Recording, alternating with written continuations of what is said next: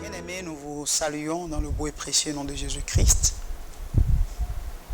Merci pour avoir pris rendez-vous. Nous allons prier le Seigneur. Père Céleste, nous voulons te rendre grâce pour ce moment de partage. Nous te prions pour que ta grâce se répande sur tous nos bien-aimés. Que tu leur accordes toute ton assistance, quel que soit le domaine dans lequel ils rencontrent des difficultés, des oppressions. Je te prie afin que l'Esprit Saint puisse intervenir au travers de leur vie, au travers de leurs épreuves, afin que le miracle qu'ils attendent de toi soit accompli au nom de Jésus-Christ. Bien-aimés, nous poursuivons notre thème, la grosse surprise qui attend l'Église. Nous ferons notre lecture dans le livre de Luc chapitre 17, versets 28 à 30. Il est écrit, ce qui arriva du temps de Lot arrivera pareillement.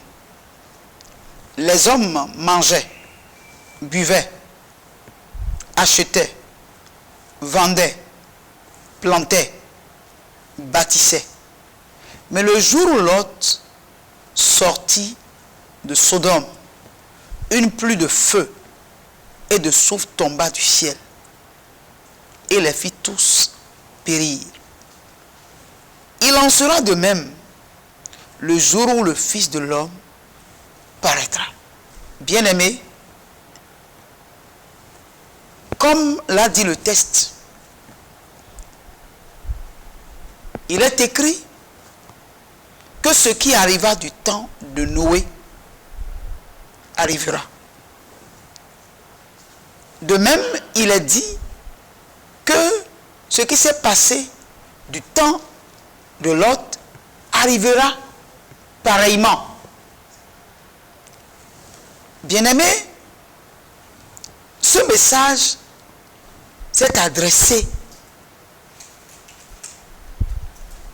à la génération qui verra l'enlèvement se réaliser. Et comme je vous l'avais dit, lorsque le péché atteint son paroxysme, Dieu est obligé d'intervenir.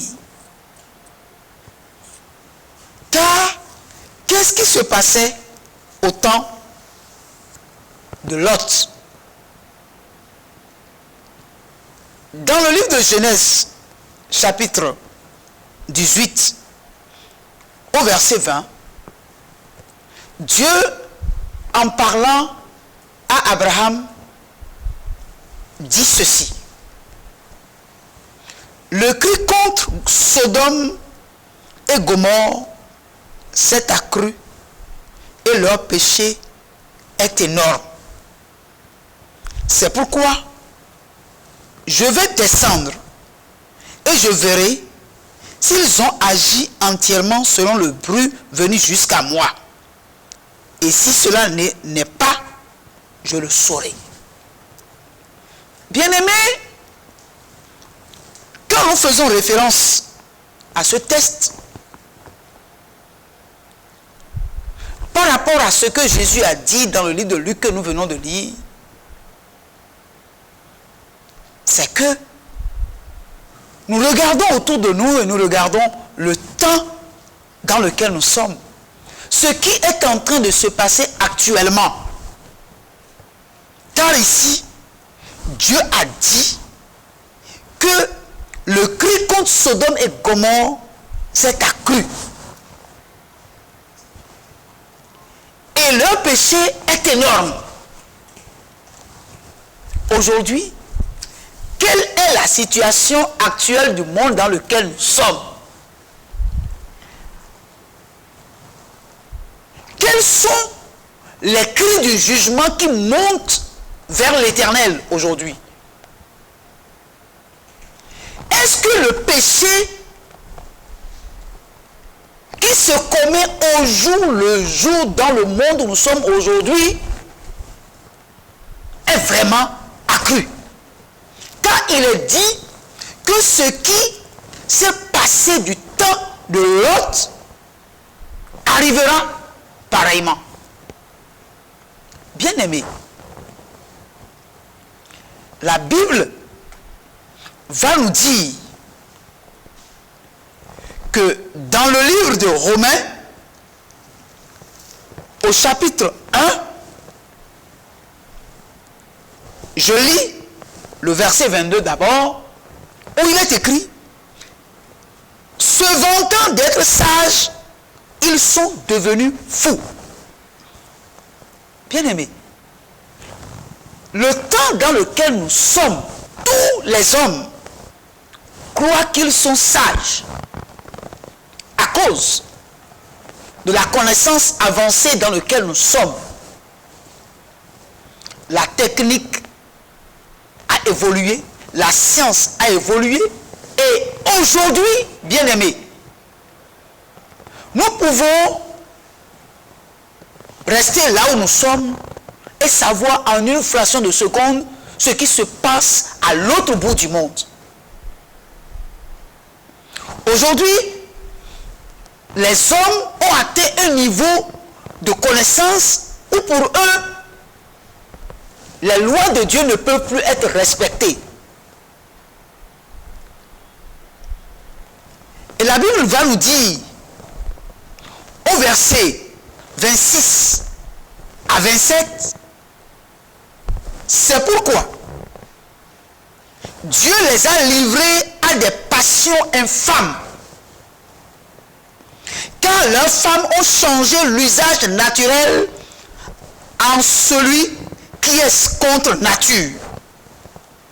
Et de même les hommes, abandonnant l'usage naturel de la femme, se sont enflammés dans leurs désirs, les uns pour les autres, commettant homme avec homme des choses infâmes, et recevant en eux-mêmes le salaire qui méritait leur égarement.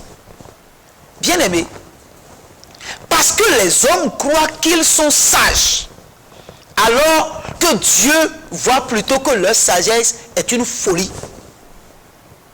Dieu les a laissés dans leur sort et les a livrés à des passions infâmes. Aujourd'hui, tout ce qui se commet par les hommes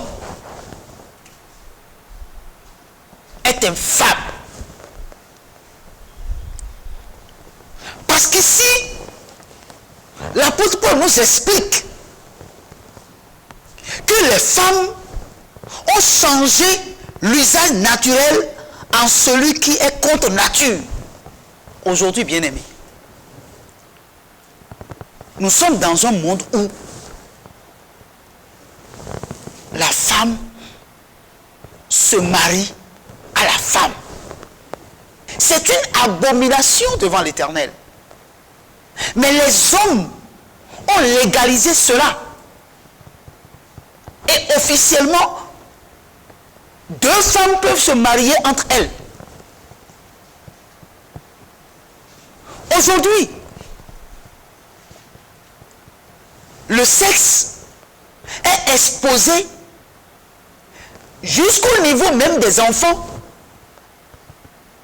de 10 ans, parce qu'il est prouvé scientifiquement simplement que une fille à l'âge de 10 ans peut avoir des désirs. Et si elle a des désirs, c'est déjà une bonne chose. Si quelqu'un se plaint ou s'oppose à cela, il peut courir des peines. Le monde est arrivé à un niveau où Paul a dit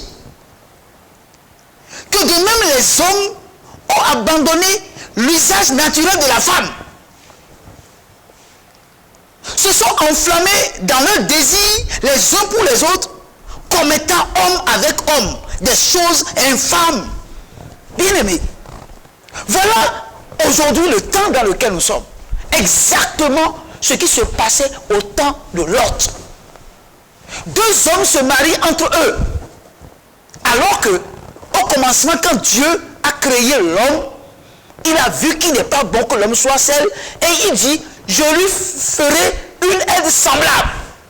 Et Dieu créa la femme pour l'homme. Et il leur a dit, soyez féconds. Mais aujourd'hui, les femmes se marient entre elles. Les hommes se marient entre eux. Et comment vont-ils avoir d'enfants? Comment vont-ils se multiplier? Et puis, on vote encore une loi pour leur permettre d'adopter des enfants. Et la Bible dit que c'est des choses contre nature. Que ce que les hommes font est infâme. Et il dit, et recevant en eux-mêmes le salaire qui méritait leur égarement. Bien aimé, c'est un égarement. Nous croyons que nous avons la sagesse. Et nous voulons à tout prix faire des choses qui sont contre nature, des choses qui attirent la colère de Dieu sur l'homme. Voilà jusqu'où nous sommes.